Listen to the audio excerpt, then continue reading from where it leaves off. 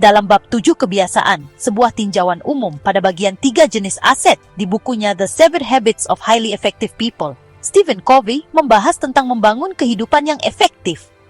Covey memperkenalkan konsep penting tentang 3 jenis aset yang perlu dijaga dan dikembangkan, yaitu fisik, finansial, dan manusia. Masing-masing dari ketiga aset ini punya dampak besar terhadap produktivitas, kualitas hidup, dan keberhasilan jangka panjang. Namun, yang sering luput dari perhatian kita adalah bagaimana kita benar-benar memelihara aset-aset ini secara bijak dan berkelanjutan. Definisi efektivitas. 7 kebiasaan ini adalah kebiasaan efektivitas.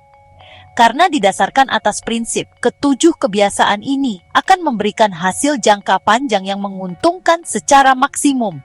Kebiasaan-kebiasaan ini menjadi dasar dari karakter seseorang, yang menciptakan pusat dari peta yang benar dan memberi kekuatan dari mana seorang individu dapat memecahkan masalah, memaksimumkan peluang, terus-menerus belajar, serta memadukan prinsip-prinsip lain dalam spiral pertumbuhan yang meningkat secara efektif. Ketujuh kebiasaan ini menjadi kebiasaan yang efektif karena didasarkan pada paradigma efektivitas yang selaras dengan hukum alam, yaitu suatu prinsip yang disebut keseimbangan PVKP, di mana, banyak orang sering melanggarnya. Prinsip ini sebenarnya bisa dimengerti dengan mudah kalau kita mengingat fabel Aesop tentang sang angsa dan telur emas. Fabel ini berkisah tentang seorang petani miskin yang pada suatu hari menemukan sebutir telur emas yang berkilau di sarang angsa peliharaannya. Si petani tidak dapat percaya akan keberuntungannya. Ia menjadi semakin tidak percaya ketika pada hari berikutnya pengalaman tersebut berulang kembali. Hari demi hari, ia bangun dan bergegas menuju sarang dan menemukan satu lagi telur emas. Ia menjadi sangat kaya. Semua ini kelihatannya seperti sesuatu yang mustahil menjadi kenyataan. Namun, sewaktu ia bertambah kaya, timbul pula sifat tamak dan tidak sabar. Tidak sabar menunggu hari demi hari untuk mendapatkan telur emas tersebut. Akhirnya si petani memutuskan untuk membunuh sang angsa dan meraup semua telur emas itu sekaligus. Tetapi ketika ia membuka perut angsa tersebut, ternyata kosong. Tidak ada telur emas dan sekarang tidak ada cara untuk mendapatkan telur emas lagi. Si petani telah menghancurkan angsa yang menghasilkan telur-telur tersebut. Dalam fabel ini terlihat suatu hukum alam, suatu prinsip, yaitu definisi dasar dari efektivitas.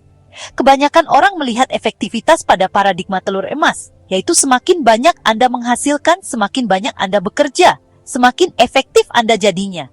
Namun demikian, fabel ini memperlihatkan bahwa efektivitas yang sebenarnya adalah suatu fungsi dari dua hal, yaitu apa yang dihasilkan atau diproduksi, telur emas dan aset yang menghasilkannya, atau kapasitas produksi yaitu angsa. Jika kita menggunakan pola kehidupan yang berfokus pada telur emas dan mengabaikan angsanya, kita segera akan kehilangan aset yang menghasilkan telur emas. Sebaliknya, jika kita hanya mengurus angsanya tanpa memperhatikan telur emasnya, kita tidak akan memiliki persediaan yang diperlukan untuk memberi makan diri kita atau angsa kita sendiri. Efektivitas terletak dalam keseimbangan apa yang disebut keseimbangan PVKP.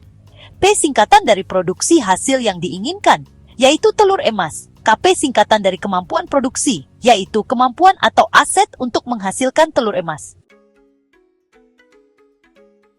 3 jenis aset. Pada dasarnya ada 3 jenis aset, yaitu fisik, keuangan, dan manusia.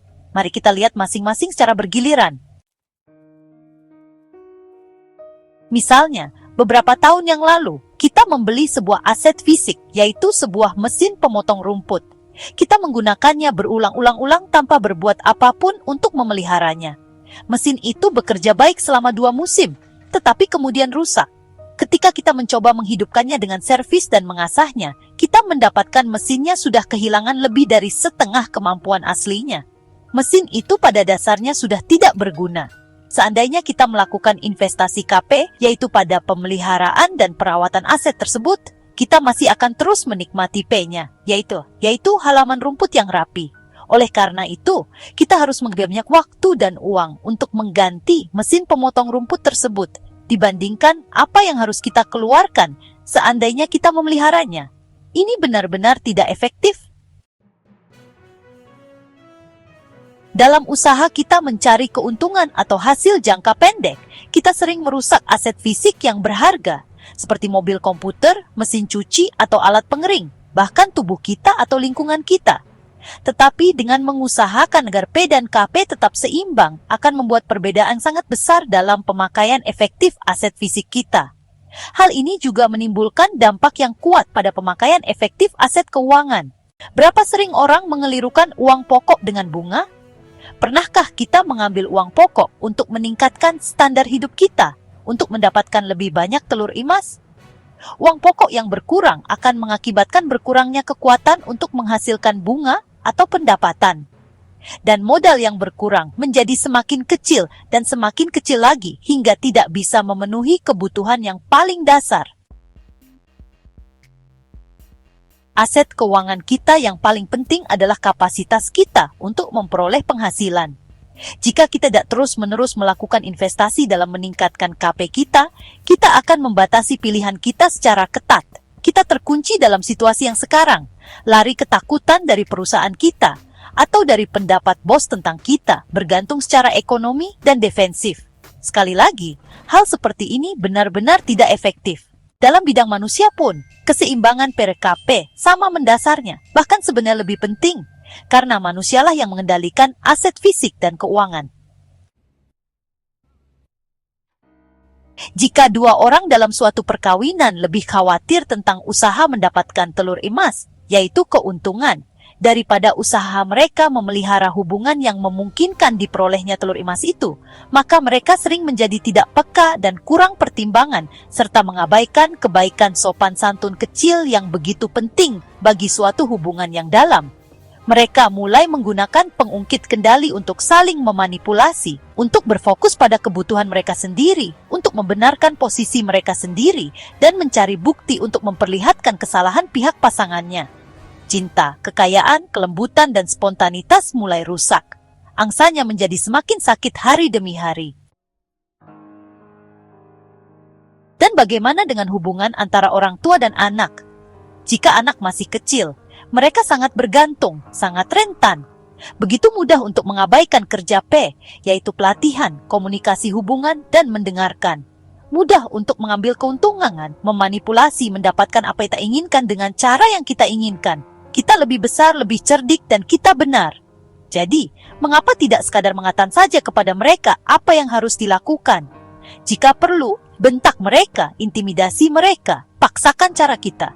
Atau kita dapat manjakan mereka. Kita dapat mengejar telur emas popularitas, menyenangkan mereka, selalu menuruti keinginan mereka. Lalu mereka tumbuh dewasa tanpa pengertian mendalam mengenai standar atau harapan, tanpa komitmen pribadi untuk disiplin dan tanggung jawab. Dengan kedua cara, yaitu otoriter dan permisif, kita memiliki mentalitas telur emas. Kita ingin selalu dituruti atau kita ingin selalu disukai.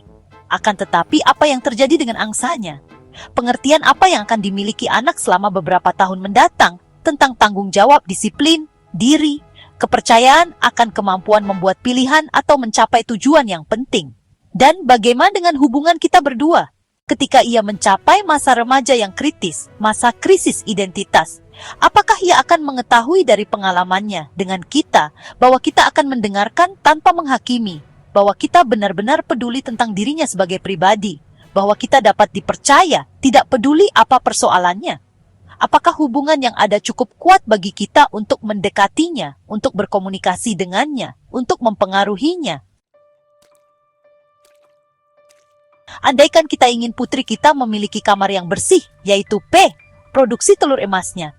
Dan andaikan kita ingin agar dia membersihkannya, yaitu KP, kemampuan produksinya. Putri kita adalah angsanya, asetnya yang menghasilkan telur emas.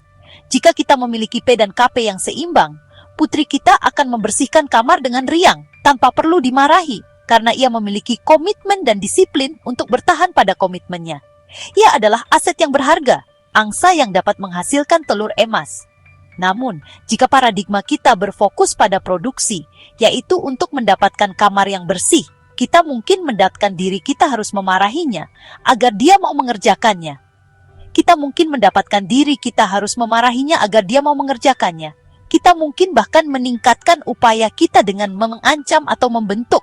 Dan dalam keinginan kita untuk mendapatkan telur emas, kita merusak kesehatan dan kesejahteraan angsanya. Organisasi.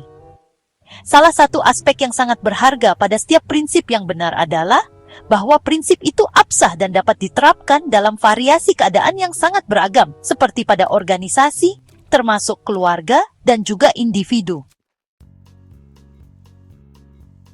Bila orang lalai menaruh perhatian pada keseimbangan P dan KP dalam pemakaian aset fisik pada organisasi, mereka menurunkan efektivitas organisasi dan seringkali akhirnya menyerahkan kepada orang lain seekor angsa yang sekarat. Misalnya, seseorang yang bertanggung jawab atas aset fisik, contohnya mesin, mungkin ingin menimbulkan kesan yang baik pada atasannya. Barangkali saat itu perusahaan sedang berada dalam tahap pertumbuhan yang pesat dan promosi dilakukan dengan cepat. Ia pun berproduksi pada tingkat yang optimum, tidak ada masa surut dan tidak ada pemeliharaan. Ia menjalankan mesin siang dan malam, produksinya fenomenal, biaya turun dan laba membubung. Dalam waktu singkat ia dipromosikan. Telur emas.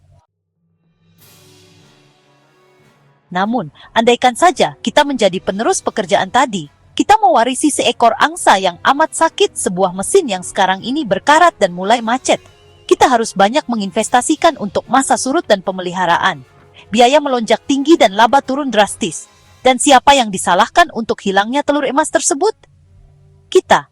Pendahulu kita melikuidasi asetnya, tetapi sistem akunting hanya melaporkan produksi, biaya, dan laba per unit. Keseimbangan P dan KP itu khususnya penting karena berlaku aset manusia dari suatu organisasi, yaitu pelanggan dan karyawan. Ada perusahaan yang banyak berbicara tentang pelanggan dan kemudian sama sekali mengabaikan orang-orang yang berurusan dengan pelanggan, yaitu karyawannya. Prinsip KP adalah selalu perlakukan karyawan kita persis seperti kita ingin mereka lakukan pada pelanggan terbaik kita. Kita dapat membeli seseorang, tetapi tidak pernah dapat membeli hatinya. Hatinya adalah tempat berada antusiasmenya dan loyalitasnya. Kita dapat membeli punggungnya, tetapi kita tidak dapat membeli otaknya. Itulah tempat kreativitasnya berada, kecerdasannya, dan akalnya. Kerja KP adalah memperlakukan karyawan sebagai sukarelawan, seperti kita memperlakukan pelanggan kita sebagai sukarelawan. Karena memang begitulah mereka. Mereka merelakan bagian terbaik, yaitu hati dan pikiran mereka.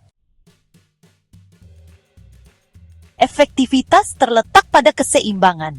Fokus yang berlebihan pada P mengakibatkan kesehatan yang jelek, mesin yang rusak, rekening bank yang menipis, dan hubungan yang buruk. Terlalu banyak fokus pada KP, seperti orang yang berlari 3 atau 4 jam sehari, menyombongkan diri untuk 10 tahun ekstra usia yang dihasilkannya, tanpa sadar bahwa ia menghabiskannya hanya dengan berlari. Atau orang yang terus-menerus sekolah, tidak pernah menghasilkan, hidup dalam telur emas orang lain. Untuk mempertahankan keseimbangan peso KP, keseimbangan antara telur emas produksi dan kesehatan serta kesejahteraan angsanya, kemampuan produksi sering merupakan pemilihan keputusan yang sulit, tetapi merupakan inti dari efektivitas itu sendiri. Ini menyeimbangkan jangka pendek dengan jangka panjang. Ia menyeimbangkan jangka pendek dengan jangka panjang. Ia menyeimbangkan pengejaran nilai dan usaha untuk mendapatkan pendidikan. Ia menyeimbangkan keinginan untuk mempunyai kamar yang bersih dan membina hubungan berdasarkan komitmen dari dalam diri si anak, dengan gembira, rela, tanpa pengawasan dari luar. Kita dapat melihat hal ini ketika kita mendesak agar keinginan kita dituruti oleh seseorang, dan entah bagaimana merasakan kekosongan dalam hubungan yang ada. Atau ketika kita benar-benar meluangkan waktu untuk menginvestasi suatu hubungan, dan kita merasakan keinginan dan kemampuan untuk bekerja bersama, untuk berkomunikasi, mengambil lompatan besar ke depan.